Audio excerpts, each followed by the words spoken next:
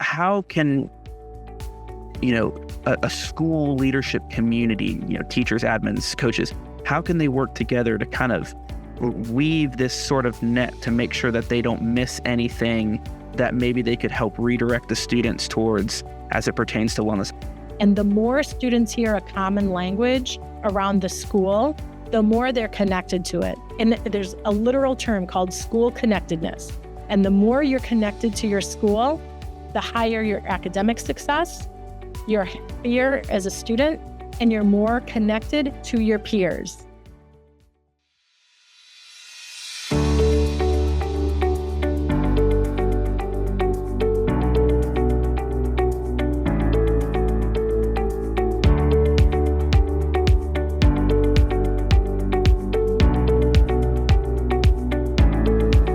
Welcome to Campus Conversations, powered by the Alabama Independent School Association. I'm your host, Michael Shipma, and today we're talking about a topic that for educators everywhere is absolutely essential, and that is student health and wellness. And because this is so important, this is an area where I think expertise and experience are both key factors to consider. And with that in mind, we're excited to welcome in Molly Gosline, CEO of WWAMI.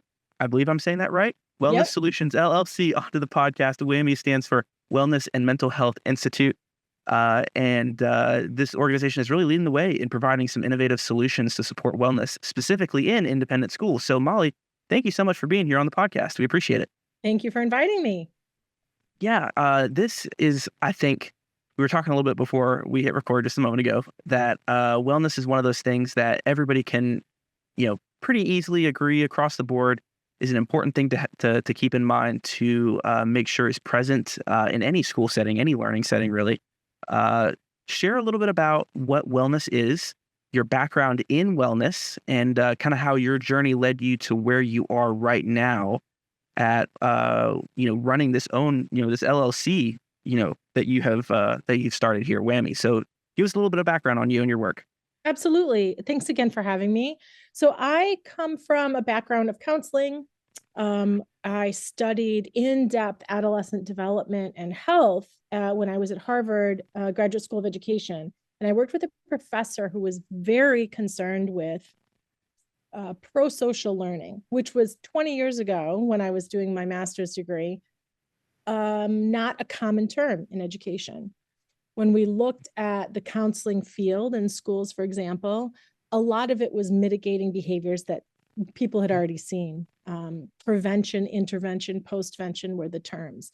Pro-social learning kind of came before that. So how do we build cultures that support students to make better decisions so we don't even have to have prevention or intervention efforts, right? So 20 years ago, I started this journey on pro-social learning, advocacy for students, looking at assets, really looking at the positive behaviors and how to form cultures that support that rather than constantly looking for fixes to seen problems, right? How do we build something in advance? How do we build that bridge over a creek before people just fall into it? So that was our idea moving into schools. And I've since contracted with independent schools to bridge some of their initiatives around well-being, around social emotional learning, around bullying prevention, around nutrition and health. And these last couple of years, now that students have returned to somewhat, I guess, of a more normal learning environment, so many initiatives began during COVID, post-COVID, to get students back onto campus and feeling healthy and happy, that schools are a little overwhelmed with, oh, well, we have this initiative for well-being, and we have an initiative about social media use, and we have an initiative about healthy eating. And they realized a lot of the people who are running these initiatives on campus are having a hard time connecting them, right? And what that means for students is they're kind of seeing pockets of perhaps really great practices and strategies, but they might have different vocabularies that they're not translating, right? Like, what does nutrition have to do with my sleep, for example, right? What does social media use have to do with my relationships? Students their brains aren't developed enough to make those connections. So as adults, we have to start making those connections for students. So as I began to work with independent schools around building some of those bridges, it became very clear that a lot of schools were interested in doing this. And that's when I founded WWAMI. And it's a global conference on wellness and mental health. It launches, our inaugural conferences this summer. We can talk about some of that later. But really what I wanted to do is create a conference where independent school educators, coaches, athletic directors, advisors, classroom teachers, counselors, deans of students, right? All of the people in the forefront of building these safe school communities can come together, learn from different sessions, 3 different kind of strands of learning, to support students and to help them become more engaged and more efficacious in their own learning. Mm-hmm. Yeah, and there's a lot of aspects to this, and one of the things that we were actually talking a little bit about again before we started recording is this difference between uh, social emotional learning, like you mentioned a moment ago, SEL, and then what you do, which is wellness. Um, Give us a little bit of perspective, kind of explain, what are the differences between those two things, and but also how they are, deeply intertwined as well. Of course. And I think, SEL kind of sometimes gets a bad rap in terms of it being tied into other initiatives, whether it's DEI or whether it's student safety. And once you break apart that acronym of SEL, that S stands for social skills. And that's really what wellness, that's where that transfer, I think, comes into wellness, because very few parents, educators that I work with deny the fact that our students need help with social skills, not to their fault. We put the cell phones in their hands, right? We've created the social media outlets for them to use. They were involved in COVID, which basically, a lot of students were housed up in their rooms in jammy pants for months and months, Mm-hmm. and then coming back to figure out relationships. So that part of social skill development is key when students are in those middle, sort of in high school years of that tween and teen time of really trial and error when we think about forging relationships, dating, the things that are really important for students. They missed out on the opportunities of trial and error. And when they're going back to their phones, trial and error online looks a lot different. It can be a lot more hurtful. It can be a lot more isolating.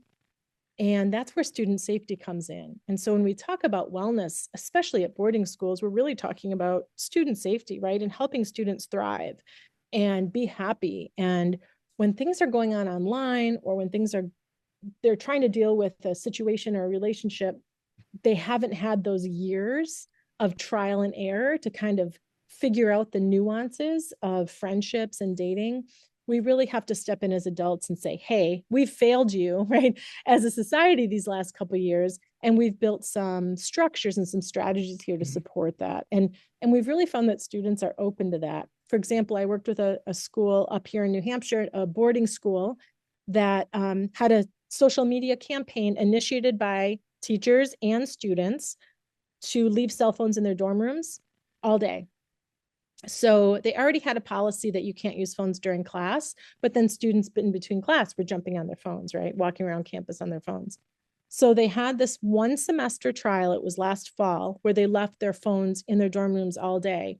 What they found visually of students walking around campus, they were having eye contact with each other, which Imagine sounds that. so basic, right? But Uh-huh. what does eye contact do? Look at the two of us, even over Zoom. It makes you smile, You right? know? It gives you a flow of good feeling. And perhaps you've seen someone and you've made eye contact with someone who you haven't seen in a while. Oh, I haven't crossed paths with you in a while. Let's reconnect. So it really showed students, wow, even just something as simple as not being on my phone between, 9 and 3, the amount of engagement and the amount of good feelings that provides is worth it. So little strategies like this are what we're really engaged in when we're talking about applying some things to schools that can help students learn. And it's not about bringing in a program. We don't talk about, oh, you should, use this framework or this is the program to buy. It's not that at all.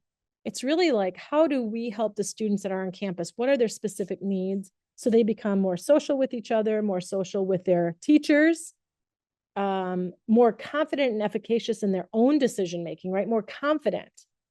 because they've kind of now been trialing and erroring, some of these things that they missed out on the last couple of years. And it's really helping them engage in their learning in a different way, and less isolation, more socialization is really what we're looking for when we talk about wellness in that socialization world. There are different strands of wellness, but in one strand would be that socialization and community. And there really is this sort of anti-socialization going on right now, with young people who think that being online is being social, when we know from just the example I gave, that communication has to happen in real time for that to be a real Yeah. relation.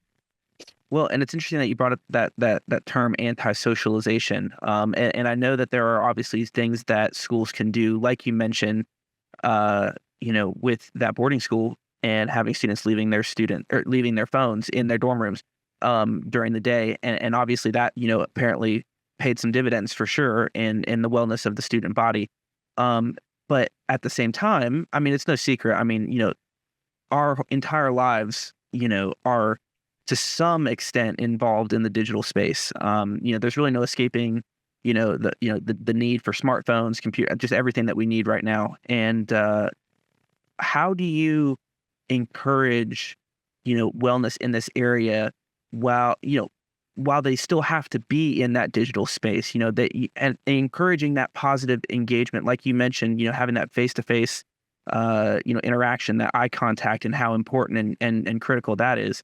How can they take that and do what the equivalent of that is, through their smartphone in their interactions with other people and their interactions with, peers, bosses, everything that we engage with online?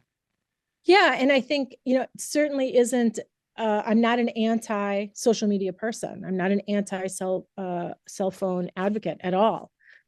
Social media and cell phones are part of our lives. They're part of our students' lives. And they're growing and changing in ways that we can't even predict. New platforms will emerge, right, as old platforms phase out. So I think, again, going back to that pro-social aspect of adolescent development is key.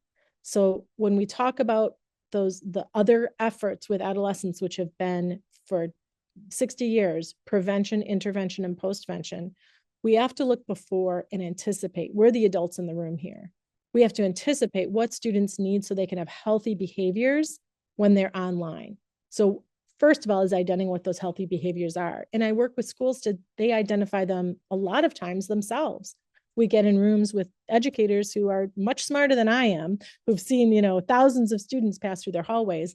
What does healthy behavior look like, in your school community online? We come up with 20 to 30 practices that are healthy. Are these explicitly talked to with students? Majority of teachers say no. We think we're sort of, modeling it. We might be talking about it in pieces here and there. We might have a wellness Wednesday, right? Or a social media free Friday.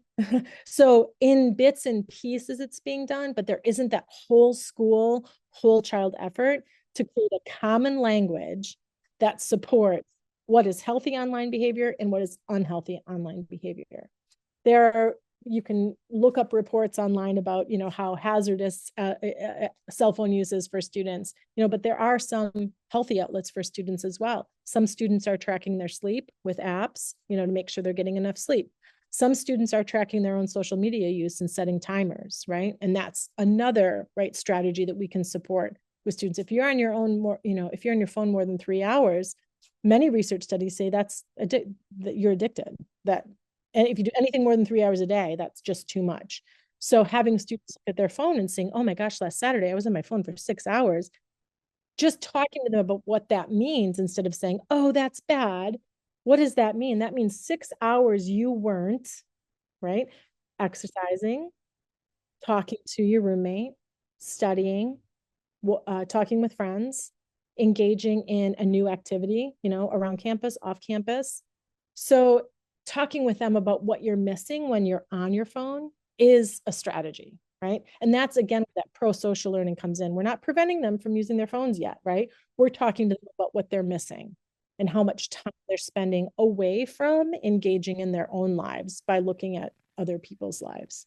And I feel like that is also just a really effective strategy because it's less, stop doing this because we say it's bad, and more so, start doing this other thing because it's that much better for you. I It's think really resonates, I think, with young minds more so than just the blanket, you know, no. it's correct. It's the old adage of I was a lifeguard when I was in high school throughout my high school and college years. And the old adage was tell swimmers around the pool to walk. Instead of saying, don't run all day, you're throwing out negative, right? You yell, don't run at a student, or I'm so used to saying students are, when you yell, don't run, the little child running by you, the look that they give you is actually a little bit of afraid, and they clamp like, oh my gosh, I did something wrong, right? When you look at someone and say, walk, oh, they know how to do that. I mean, this Well, and I know I'm going to interrupt you. My mischievous child in me would be like, okay, so I can't run, but I can hopscotch sure. and I can cartwheel and I can do And all that, sorts of other and things. you know what? It's not running. It's not Yeah. running, and that's great. And we applaud creativity. So I love it when students come back with different, right? Yeah. But again, it's that pivot of a mindset. Yeah. Talking to educators is, how often are you using a negative term when you're discussing something that you want to change, right? And so instead of don't use your cell phone for this, or don't use your cell phone between classes, it's, let's think about ways we can use your cell phone that can keep you happy and engaged, but also allow you to live in real time and in the world that you're creating. You get to create your life. You're at this school. You've been supported by enough people to get you here. How can we support through it in a positive way? And again, social media is a big part of that. There again, other learning strands that we talk about with wellness. I think of wellness as a big umbrella. There are a lot of strands under it. There's the athletics, health and nutrition, right? On campus, so many campuses I visited, seems to be more than half of their students participate in some form of athletics, right? Whether it's a sport or an intramural or casual, they are involved in athletics. And that is a huge part of so many students' lives. How are we bringing wellness into that space? Where is that pro-social learning? And how is the coach's language aligning with the language that they're hearing from advisors, classroom teachers, et cetera? So many coaches I've worked with have said, I've really had to shift my mindset of having students understand that athletics is part of their well-being. This is a separate, and they're not a separate person when they're on the field. They can't act one way on the field and that they're a different person, right? So what are the characteristics that we want to mold in a student athlete? They're similar to characteristics we want to mold in a classroom student and a student leader, right? So it's really talking and building that common language. And the several schools that I've worked with have built their own language based on my coordinating these professional development events. They've gotten together and said, these are the words that we think are really important. And one of the terms that we talked about at a boarding school I was at this was the same school in New Hampshire, actually, about the cell phone use. The coaches realized they weren't telling students that they mattered. Like, they weren't using that word. Of course, they think their students matter, right? Of course, they get them as athletes, as whole people, and more than just what they can do in the sport. But said, saying to a student, like, you matter, it's important that you're here, isn't something that rolls off my tongue. Like, it's not a normal thing for me to say, right? And I said, what is a normal thing? And he said, it should be. That should be a normal thing. That's something I need to learn. And so that was sort of like his goal, is to talk to students about why they matter in the context of that sport, not just because of you are the right field, you're the center field in soccer, not just because of their position, but because of what they bring to the field as a person, whether they are a leader, right? Whether they are a good listener, a good follower, like they will do what you ask them to do, whether they put time into their sport off the field, right? They're the ones in the weight room. They're the ones going for jogs. They're the ones getting their teammates out of bed for early morning. practices. So the coaches are starting to see, I can't just coach an athlete. I have to coach a student athlete. We're bringing up people who are going to be in the world, most likely not as athletes, but as people who want to remain healthy and perhaps participate in the sport in college or in life, right? So, how do we create a sense of self that even if we have a losing season, or even if they don't get the big scholarship to college, that they carry this with them, knowing that they matter in this space because they were good, not only just at the sport and their position, but at bringing people together to be social in a positive way. Hmm. And I know one of the things as I'm listening to all this, I feel like there will be, questions of, well, you know, of course, everyone wants to make sure that students matter and that they feel like they have a place in what they're doing and the activity and the community that they're trying to be a part of. Um, I can foresee there being some questions or concerns or pushback even where it's kind of like, okay, yeah, but maybe going the route that you just said would result in this attitude of, well, everyone's a winner and, everyone, everyone's special, but there's not really maybe that, genuine, connection between coach and student or teacher and student or whatever it might be, whatever the dynamic, where it's like this, like you said, this is what you bring to the table that matters in the collective goal that we have. Um, I guess kind of how do you make sure that it doesn't fall into that generic kind of like, oh yeah, you're awesome, you're awesome, you're awesome. And how can coaches maybe find ways to be a little bit more intentional or maybe more effective in communicating that sense of mattering to their student athletes? That's a great question because it's exactly what we don't want to do. It's not the trophies for everyone idea. And what the conversation I had with his coach about him need to understand how to use that word matter more is because it forces you to then state what matters about that person. So rather than just saying you're awesome, you can stop there. Like that's not good feedback. What students need to know is why in that moment was I awesome? What did I do? Like what was I don't need to be told I'm awesome. I need to be told about what positive thing did I just contribute so I can work harder to do that again. That's just like good feedback on progress reports and students' academic work, right? This is why this opening paragraph is good. Clear opening statement, blah, blah, blah. They don't just want to say great work. Well, what was great about it, right? So with this coach's feedback is why do they matter? So by saying it, you're catching that student's attention. But then you have to follow up with the definition of why in that moment are you saying that and why is it meaningful to you that you noticed it and why should it be meaningful to that student? How do you impart that? And what we've encouraged coaches, especially to do, because coaches have often been left out of data conversations, is to collect feedback from their students. And we call that student voice and coach's choice. And what we do is we ask coaches they can create their own Google form, right? And much everyone can do that. And they just create a form and they ask students questions, maybe in the beginning of the semester, what are some things you want me to know about yourself? What are some things you want to work on? What are some of your strengths? What are some areas that for growth, right? And what are your goals? It's kind of some 5 basic questions on a Google form and give students the narrative to write, some feedback and really encourage students to take the time to do it. Give them time during practice. It pays off. So, coaches often get this data back and they'll look at it and they'll say, oh, okay. So, Kim wants to work on improving her speed, right? She's in track and field and she wants to work on that, 100-meter dash time, whatever.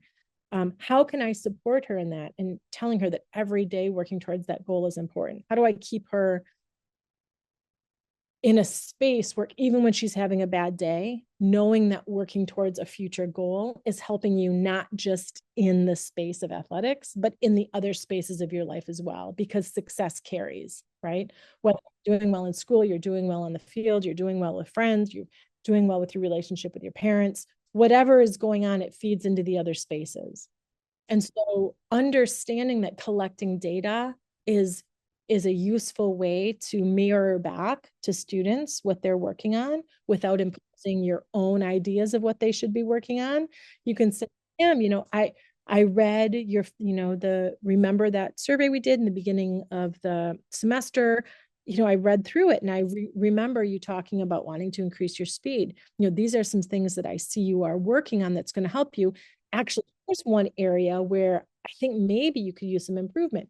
Maybe she's coming in looking tired, right? Maybe she's not getting enough sleep. So he can translate some of this athletic knowledge that he's, gleaning from them by talking to them, asking questions, asking for feedback, and saying, hey, what does your nutrition look like? What does your sleep schedule look like? Is this something we can work with your advisor and maybe your roommate about to help you perform better? Because it won't just help perform better in athletics, it will perform better in academics, right? Sleep, and we haven't even talked about sleep yet. Brains developing between 13 and 25, what we know now, but between that the teenage years of high school, they are developing in a way that sometimes actually prevents students from getting enough sleep because their hormones are charged. It's hard to sleep. It's physically hard to sleep when you're a teenager. There's a reason teenagers stay up late, but they need the sleep. So in a time when their bodies are like on overdrive, we're asking them to, you know what, you need 8 hours of sleep. And they're like, I got too much going on. I got too much to do. My body's on fire. And so working with them to understand what is winding down like, what does a nighttime routine look like, and how can we build that in to help you really relax and calm down so that you can have a successful next morning. Mhm. Yeah. Protect your peace. It's a phrase I feel like I hear a lot of people saying right now. And that's kind of it. Protect your And Yeah, and because I mean, I certainly look back at my days in school and looking back at what my schedule was between school and then athletics and then homework. I mean, I really there are days I look back, I'm like, I have no idea how I got through my week and did that, for as many years as I did. So, which is why it is such an important conversation to have. And as you kind of look at this from all angles, from a school leadership perspective, you do have these teachers who are dealing with the same students, but in different contexts, as in like coaches dealing with, student athletes, on the field of play. And then you have teachers in the classroom, admins, maybe, interacting with students in the hallways. How can, a school leadership community, teachers, admins, coaches, how can they work together to kind of weave this sort of net to make sure that they don't miss anything that maybe they could help redirect the students towards as it pertains to wellness? How can they make sure that maybe something that they didn't notice was happening on the field, or something that's going on over here is impacting what's going on with the student over here that wouldn't have made sense unless they knew about it happening over here? right. And this is How can they do that? Yeah, that's a great question. It's one of the reasons why for the WWAMI Institute, we invite teams to come and we want those teams to be diverse. Because when I work with schools, often I get coaches, advisors, classroom teachers, counselors, nurses, right? I get the whole gamut of providers at the table. And I hear them say, we haven't done this yet. We we don't usually sit together, right? We're with our own teams and we need to do this more often. Those are quotes, right? I hear because we're not taking the time to sit down as a whole child approach team because we're so caught up in our own silos of work, right? But again, what experience is now is there's so many silos that have sprouted up around the needs of students that they're not connected more. So getting to the point where we can say it's worth our time to sit down as a staff and have those cross-sectional conversations between school nurses, classroom teachers, between coaches and advisors, so we can have conversations around how we're creating a positive school climate that is woven together with a common language, a common literacy. And what's the terminology that we all should be using so a coach can talk about the importance of sleep, and that's not the first time a student has heard that. The student should have also heard that from classroom teachers, from their advisors. And the more students hear a common language around the school, the more they're connected to it. And there's a literal term called school connectedness. And the more you're connected to your school, the higher your academic success, you're happier as a student, and you're more connected to your peers. Let me repeat that.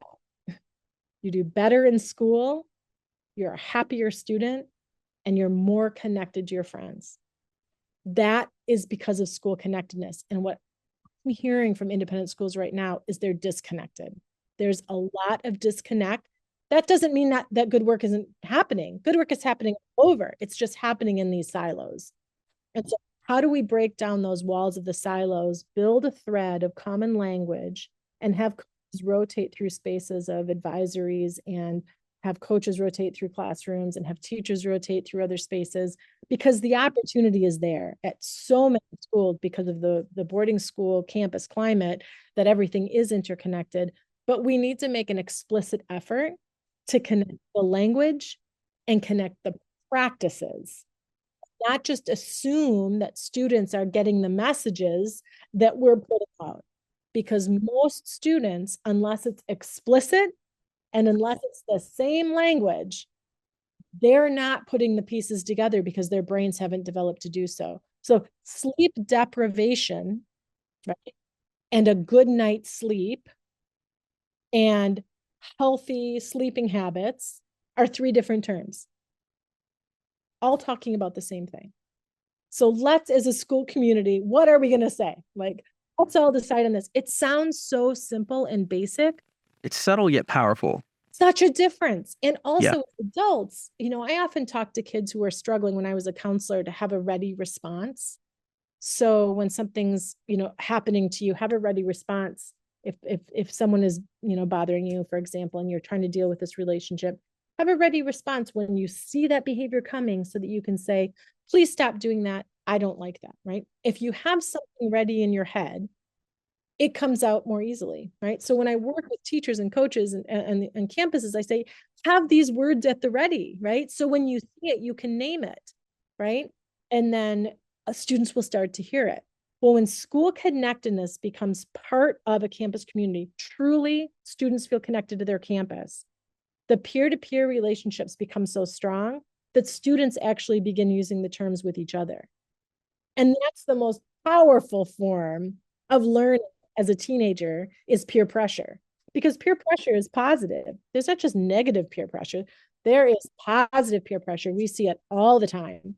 So if you're trying to get better sleep habits, for example, and your roommate is constantly on their phone all night and the blue light is everywhere, which we know isn't good for brain development, they can call them out and say, hey, we agreed, after 10:30, we're off our phones and I'm calling you out. Like, you need to stop. So once they kind of understand this is okay, this is part of being connected to the school. Oh, this is actually part of being a student here, is supporting each other, calling each other out when behaviors aren't aligning with our goals, but also supporting each other when they are aligning. I can sense that because I see the adults doing it with us all the time, right?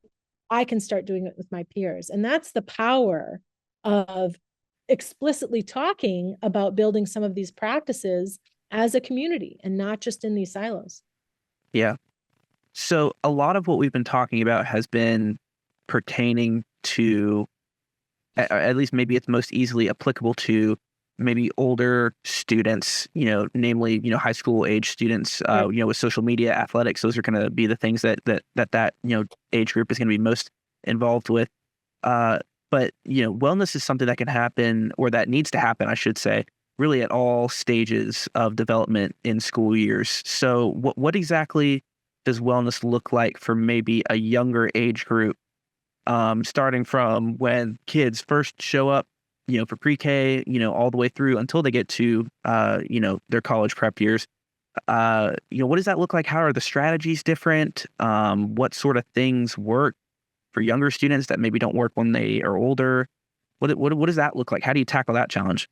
Right. Well, what we see is a developmental progress. So it's not that strategies that you learn when you're in first and third grade don't work when you're in high school. It's that they've developed into something um, deeper, right? So it's really important in the younger years to build that literacy. So we call it health literacy, wellness literacy, but really it's for students to understand that their well-being is part of developing as well, right? The way they feel today will change, right? This is all part and parcel of a developing human being. And so we haven't focused, and I mean we as educators, on the whole child approach as explicitly as we are now post-COVID. And the reason for that is we haven't seen the need. We haven't had the research out that shows that students are lacking in efficacy, in self-efficacy, that they're lacking in confidence, that they're lacking in relationship building skills. So building the literacy to support, hey, you know, having friendships actually helps you get through bad days. Like those are conversations that you can have with younger students, and then modeling what that looks like and talking about that. You know, some of the pushback that I hear, not really in the independent school world, but just sort of generally is, well, I didn't have to learn that in school, right? Kind of from an older perspective, is we never had to learn that in school. Many people didn't learn that when they were in first through fifth grade, for example, talking about relationships and talking about their emotions and talking about bad days, good days. But they also weren't exposed to the kind of media campaign and the exposure that we were. So even if students in first and fifth grade don't have cell phones, they're exposed to media that we never were in my generation, for example. In the 70s, people hardly ever had their TV on, if they even had cable, right? So there are TV images everywhere that students are seeing, whether they're in grocery stores, whether they are in shopping malls, whether they're in the airport. There's always media, right, available for students to absorb. And there's also the behavior of other people that they're absorbing all the time. So even if your unit, your family structure is teaching positive relationship building, they're seeing poor relationship behavior all over the place, right? Because they're part of society and that's exposed. So it's identifying what's right and what's wrong in terms of, this is how we treat people, right? And this is how we can take care of ourselves. And that's for schools to define. And so I don't tell them, this is a right way to define relationships, this is a wrong way. But I help schools say, hey, this is important to define. However you define it so that you can talk about what a safe peer-to-peer relationship in third grade should be, right? What are those parameters? What are the barriers? What are the borders? How do students understand how to fit within that expectation, right? Of no bullying, for example. What we learned from the bullying campaigns 20 years ago was putting a sign up. I don't know if you might be too young to remember, but schools often had posters with a red circle and a slash through it, and it said no bullies. Mm-hmm. What researchers found is those were more ineffective than they were effective. And you might wonder why. Because students reported who were in those schools that there was still bullying going on. And so their perception was, I must be the only one that gets bullied because this is a bully-free zone and I'm getting bullied. I see that poster, it's bully-free zone, so I'm getting bullied. There must be something wrong with me. Or students were reporting, there's bullying going on everywhere. The teachers must not be paying attention. So by putting a poster up, right, by saying anything, I'm just using bullies as an example, but by putting a poster up isn't enough. We need to have the conversations about what behavior, what positive behavior looks like. So again, that's just getting to the core of, why are there teachers in the classroom? Why are we building a safe school community? What does a positive school climate look like? What does a positive classroom look like? What are positive teacher-student connections? Again, that just comes with the literacy that school wants to use. And what is that? And then let's start using it so students hear it, right? And if they see something like a bully-free zone or something like that, they can apply like, oh, okay, that must mean this. We talked about this. And if I see it, it means I should be able to report it because people want to know if it exists. But definitely looking inward and asking those questions about what this goal looks like, practically speaking, on a day-to-day basis, I think is really just the beginning of this process. Absolutely. But when, but it takes, like we've been talking about, this collective effort from school leadership There's so many aspects to it. I want to talk about, families as well and what they can do to support this. But um, are there any tactics or strategies that you would say are effective for teachers and administrators, coaches to promote their own wellness in their personal lives to where then they are better equipped or best equipped to impart that knowledge onto their students or their student athletes? What can they be doing maybe outside the classroom that makes this process that much easier or maybe that much more effective? That's a great question. I've had conversations with many teachers, especially at boarding school situations, where they are tapped out because there's no time off when you're an Hmm. adult responsible at a boarding school. There are emergencies in the evening, there are relationship problems, there's Yeah. breakups, there's someone up at 3 a.m. with an issue. There's stress, right? That comes with living on a boarding school as an adult. Even though you might be an English teacher, you're probably responsible for some weekend duties, right? So I talk with a lot of those teachers who feel there isn't adult enough attention around adult wellness. And one of the teachers, I had a conversation with her about the idea of putting your own oxygen mask on first. That's kind of how they talk about with the airplanes, right? Before you put on your child's, put on your own, then you're in a good situation. And I said, the reason I don't like that analogy with education is the oxygen mask is in a crisis situation. That's a crisis. If you get to that point in an airplane, it's a crisis. We can't approach our careers as educators as constant crisis. And if we are, we need to take a step back and look at why. Because no one can function effectively if they're always working in crisis mode. And teachers stop and stare at me when I say that because so many of them say, but we are. Like, we feel we are constantly working in crisis mode. And so backing that up again, that's another sort of learning strand of self-care. And what are we doing for adult wellness on campus? And what does adult wellness even mean? Several schools have said there isn't even funding at their school. They don't have an opportunity to go to seminars or to learn about adult wellness. It's kind of like on your own, right? Or they're responsible for it. So people in crisis are responsible for their own, reduction Yeah. of symptoms. Doesn't make sense. Yeah. So again, sort of the idea of creating this whammy event is for people to come together and have those 3 days to learn about what can we do as a school, what can we bring back that can be more effective. And many times when I talk to teachers, it's not alleviating responsibilities, it's identifying the responsibilities in an explicit way so their leaders can see what they're doing.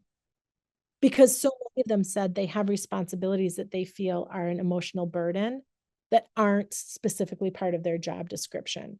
So if their supervisor looks at their job description, they could say, well, I don't see why you're so tired. You had last weekend, off. You weren't an advisor. Well, what were they doing during that off weekend, even though they were on campus? They were mitigating other crises, right? They were running, let's say, the track event that was at the school that weekend. So they were interfacing with schools from all over the region, right? Planning that sort of, stress. So many of them were saying we would just like sort of an explicit acknowledgement of these are the things we're doing. And then how can we coordinate that better so we understand what each other also is going through so we can have better peer-to-peer support as adults on campus. And our connections aren't solely to come together and say how exhausted we are. Because that's not an effective way to move through a school year either. It's constant conversations about how we are.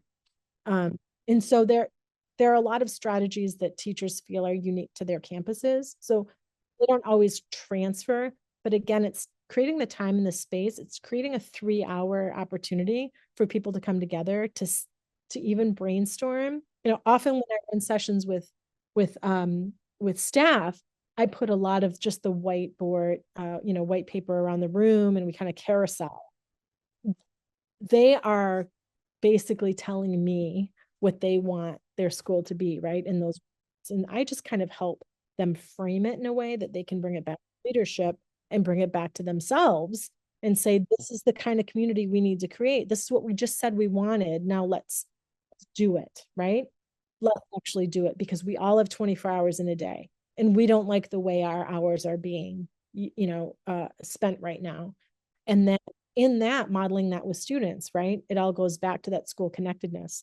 The more aware teachers, educators, coaches are about how they're using their time, and the more explicit they are in sharing that with students, even talking about their own phone use time, or even talking about how they fit in time to exercise, how they fit in time to eat an apple and peanut butter instead of grabbing that bag of chips. Those conversations go really far. Students remember the authenticity of those conversations. We've had several feedback reports come from students who've shared, I really learned from my coach this specific habit and how effective it is for him. That's something I want to do. It's something I've tried. It's something I'm doing now, etc. Mm-hmm.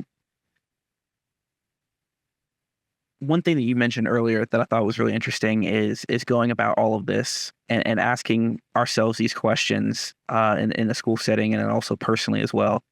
And it being, you know, pretty difficult for smaller schools or schools who have maybe a little bit less of a budget to put towards professional development or things like, in this area. What are some practical things that you can suggest for them? I know we've talked a lot about just taking that time to just meet with one another and kind of get face to face. Are there any other ways, any resources maybe, preferably lower on the dollar amount or free, which is every teacher's favorite word? But is there anything out there that you could recommend for, smaller schools, smaller boards, or maybe an admin or a single teacher that's trying to figure out, I want to start this conversation. I want to start this movement in our own school community. How can I do that? Maybe even if I'm not going to, a conference, or if I'm not, bringing in outside consultants, what does that look like? What can they do? That's a great question, because there are so many schools that do have budget limitations right now. And I suggest, again, creating that time is really important, and putting it in the calendar. Even if it's a 3-hour session once a semester, like just get 6 hours, just get 6 hours in the book for the school year. Like just start there, right? When you get together, and those can be divided up, 1 hour a month, right? Doesn't have to be a 3-hour shot, but talk about the terminology that you want to expand upon, whether it's nutrition, wellness, health, sleep, relationships, whatever it is, right? And you can do a deep dive into some organizations that offer some really powerful frameworks. And those frameworks give you even more language and often strategies and practices. One organization that I always find is a go-to is called the Search Institute. It's a former faith-based organization out of Minnesota that has now evolved into more of a community organization that offers frameworks around relationship building, asset development, right? And an asset framework. So what they talk about are these developmental assets. I think they identify 40 of them, and how you can nurture those in students, whether they're internal assets that students carry, like grit, etc., or whether they're external assets, like lots of friends, solid family foundation, strong faith foundation, right? So teachers can kind of help students identify their own assets, and using that language, even when students are struggling, to help them rely on some of those assets in their life as a way to move through and be successful in different spaces, right? So the Search Institute offers some really great frameworks. And when I use those frameworks with teachers, I often say, this isn't a framework, isn't an exact slot. You don't start to sort of take the framework and, oh, this fits perfectly into your school. That's not what frameworks are for. It's really to sort of read through, get an idea, what does apply? What are 1 or 2 things in this framework that you think you could bring back and make a difference with at your school, right? Whether it's asking students about their own belief in their own assets. Have students ever even been asked to identify their internal assets? Have they had that explicit inner, conversation within themselves? So that's an organization I would refer people to. Another really good organization is the Yale Center for Emotional Intelligence. And the center has done expansive research on what emotional intelligence offers academic, offers students around academic success.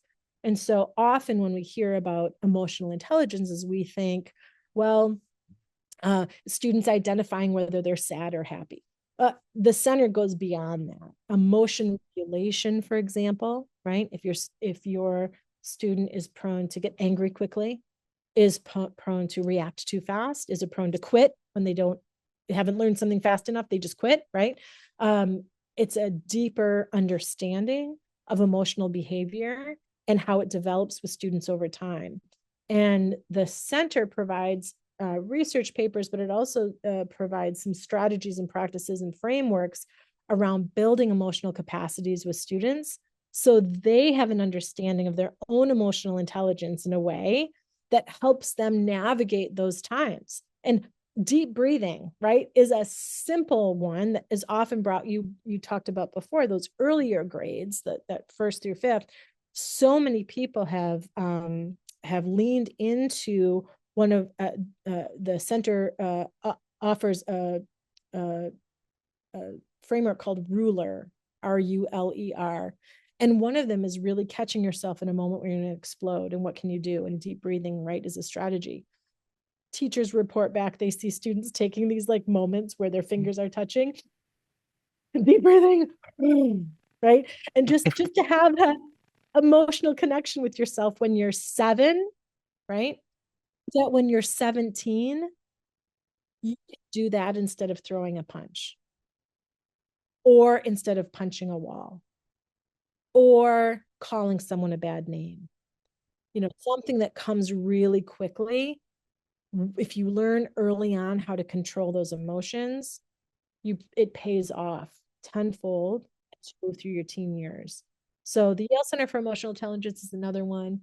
Again, you can kind of find your own organizations also regionally when you start searching. So I tell teachers just to start doing Google searches around those indicators that they want more information about. So, well-being for teachers, just Google it, kind of see what comes up. You might find even some a local organization that provides, some strategies for that. So, we kind of spend some time online when I work with schools as well to help them search and find kind of good pockets of good, reliable information to help them find some practices that they can employ right away. I like to send, teachers back to their schools with something they can do the next day, like put something in my hand that I can take back and make a difference, whether it's for me or for my students or for my school campus. And so there are a lot of organizations online right now that are identifying the need for this connection to relationship building, emotion regulation, and school connectedness as a way to get kids really looped back into learning spaces in a way that was, really truncated during COVID. And how do we re-engage in these practices when there's a gap deficit, right, of learning around how to navigate those spaces? We need to provide that in a way we didn't before as a school community to help students, because when they're gone, right, when they graduate, they're on their own and they're going to be relying on what they learned in high school for that next step.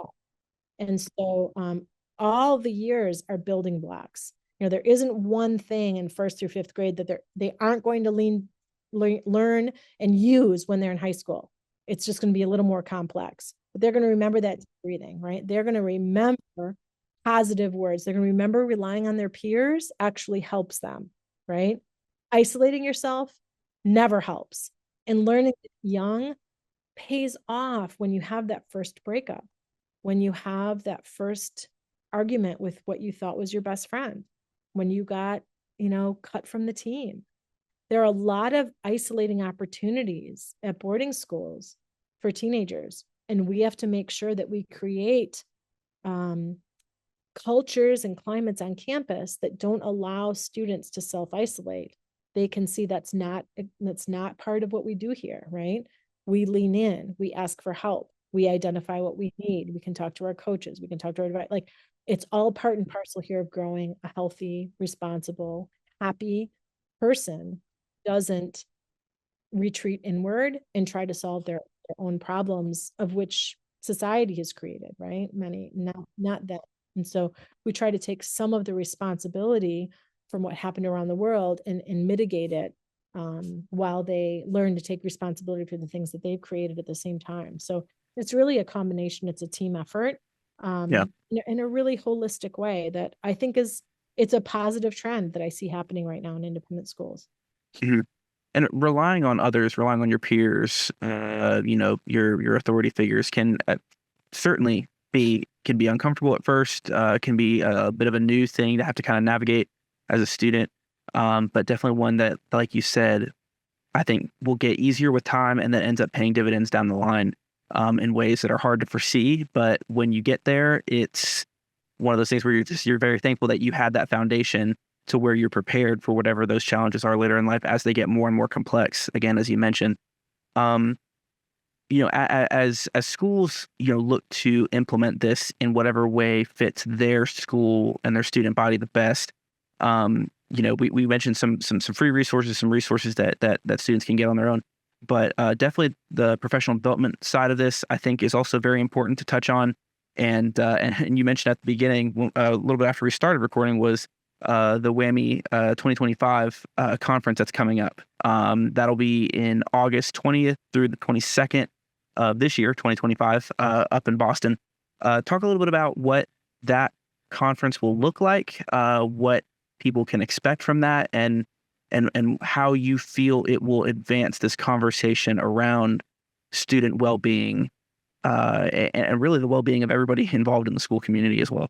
Right, right. Like I said, we've designed WAMI to be a team-based approach. So educators can attend sessions in their respective learning strands. So if you're a coach, you'll be going to sessions around athletics, health, nutrition, winning at wellness, student voice, coach's choice, school connectedness, the art and science of athletic leadership, a lot of sessions that support, your strand. But as a team, your colleagues are also going through their strands, whether it's mental health, whether it's socialization, et cetera, and coming together then during that time as a team and saying, wow, I learned this. This can really translate through your strand, and really working together as a team through those 3 days. So when they go back to their school community, they have some practices and strategies to implement that can affect the whole school community. That's really the goal. We want to create a space, a positive learning space for teams to come together, learn together as a team, but then also, like we were talking before we recorded,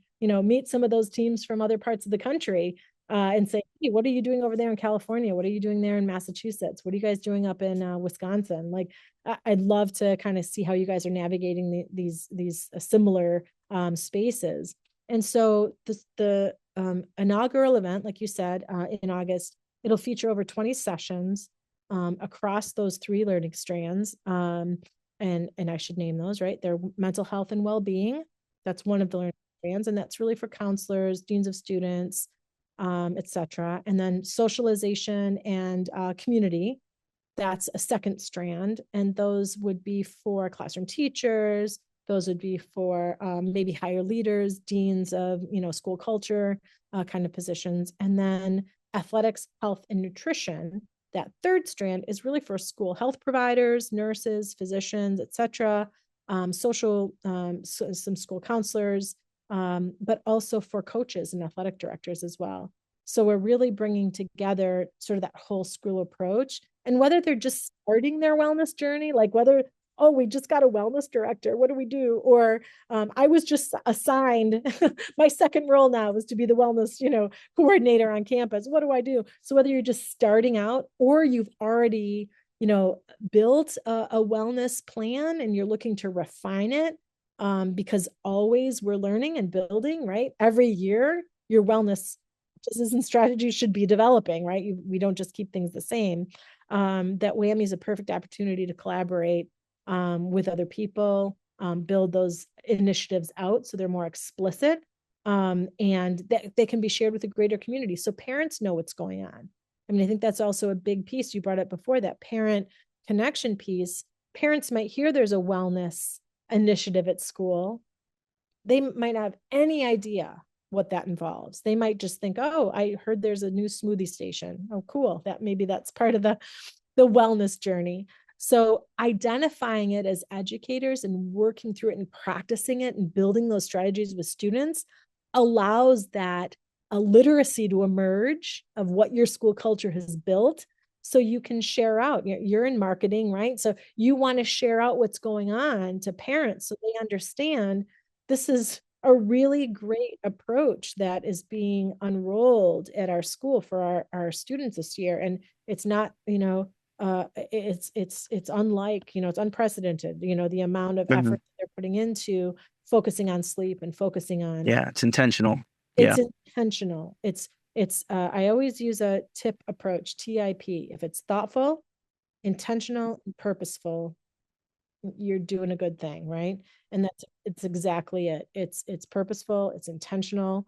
Um, and yeah, so like I said, it's the inaugural one. NAS has been extraordinarily supportive. We have it in the summer in hopes that teams can come right before their school year begins and then get to school with these ideas of at least creating space, of at least we have to get together, right? This is important. We need to get out of our silos. We need to come together, and once a month, right? Or once a semester, we are building this wellness journey together. And we're just going to try maybe 2 things this year, right? We don't like turn ships around all at once, right? Let's try 1 or 2 things and see how that goes. And then next year, let's add on a couple more things, right? So it's just constantly building and developing.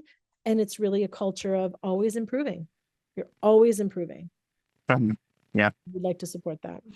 Yeah, absolutely. And I'm going to go ahead and link or put a link in the description of this podcast episode for Whammy, so that way folks can check it out if they're interested in it. And certainly would encourage folks to give it a look and see if that's something that you'd be interested in attending and hopefully learning and gleaning some wisdom from. So, Molly, thank you so much for coming on our podcast and talking about all of this. I really do think that our listeners will be able to learn something from this. And I think there are a lot of resources out there that you pointed us to that can really kind of help this conversation continue.